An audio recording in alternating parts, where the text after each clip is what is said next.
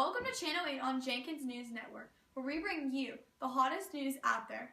I'm Susie Cox, your host. Tonight we have a great show in store for you. I will be going into depth about a year in review, specifically 1846 to 1847. Some of the topics are the Mexican War, the Wilmot Proviso, and the congressional elections. Now to Stormy Weathers to take a look into the biggest topic of the year, the Mexican War. Stormy is going to interview two generals, Zachary Taylor and General Winfield Scott. Let's take a look. Thank you, Susie. I'm Stormy Weather, here to discuss the biggest event from this year, the Mexican-American War.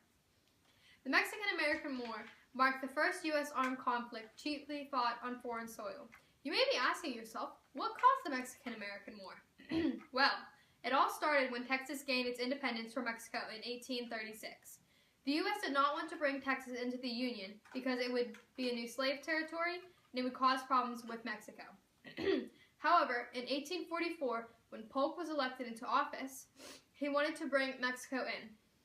Mexico rejected his offer to purchase California, New Mexico, and the U.S. Southwest, so he sent troops to a disputed zone between the Rio Grande and the Nueces River.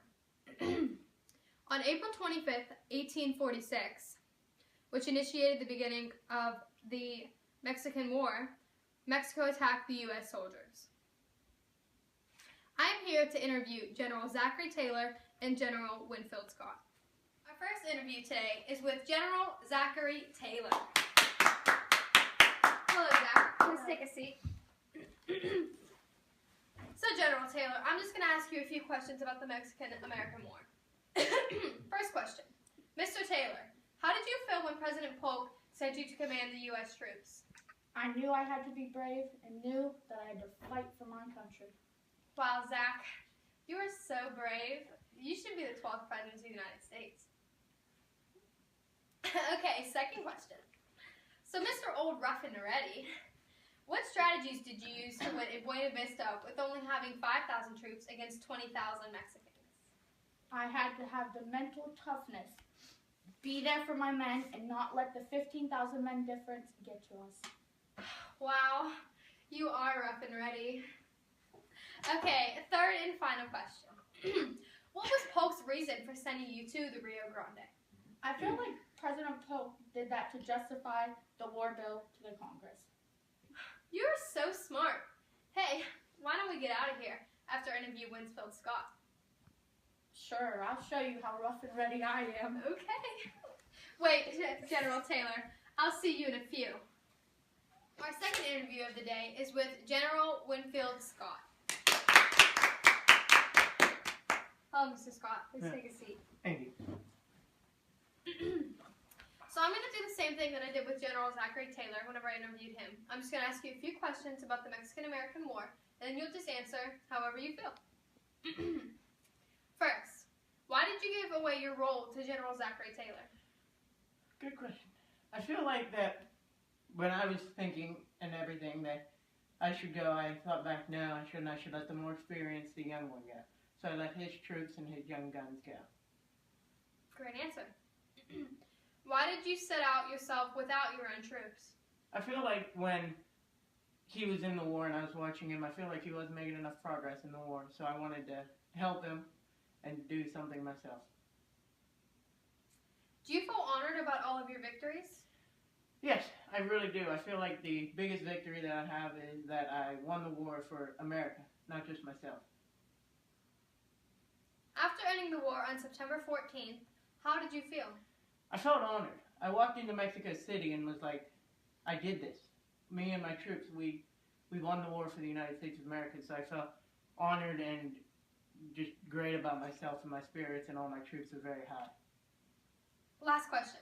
Do you feel like you deserve the merit rank of Lieutenant General? I don't want to brag or anything, but I feel like after I won that war, I should. I should be honored in a way that everybody can remember me by, and I believe that would be the biggest accomplishment that I could get for the war. Now, after that great interview, let's watch some highlights from the war so I can go on my hot date with General Zachary Taylor.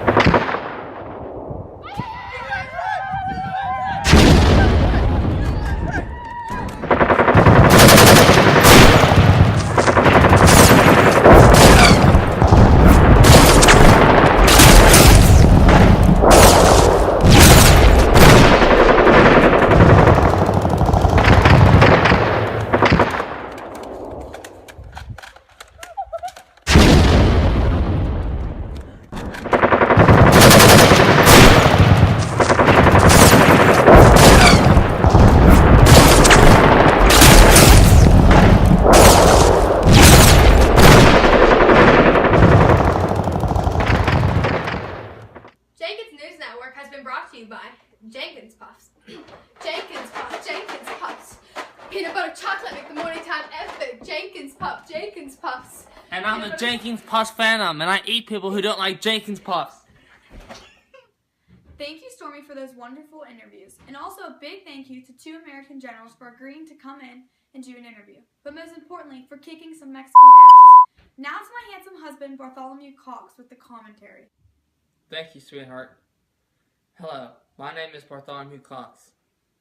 More about the Mexican War. It has started by the U.S. had gotten into conflict with Mexico. It all started when a vast amount of Americans had moved into Texas.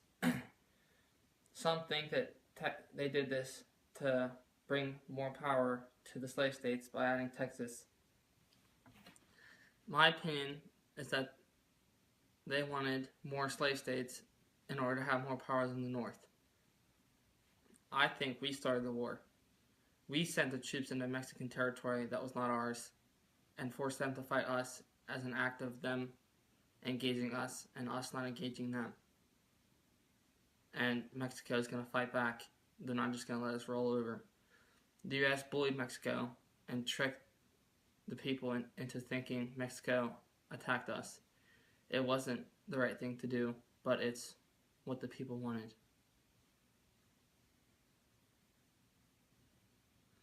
Also, the Wilmot Proviso caused conflict. David Wilmot said that any Mexican territory won by the Americans in a war would become free and not a slave state, to show that they weren't doing this just to gain power to the slaves in the South. This shows that the U.S. not only had a dispute with Mexico, but it also had a dispute with itself. Now back to you, Susie Q.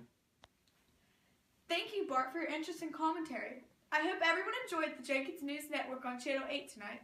One last thing is we have a big announcement here. Bartholomew and I are expecting a child. You will see little Bartholomew Jr. here in about 6 months. See you back here tomorrow night. Thanks for tuning in.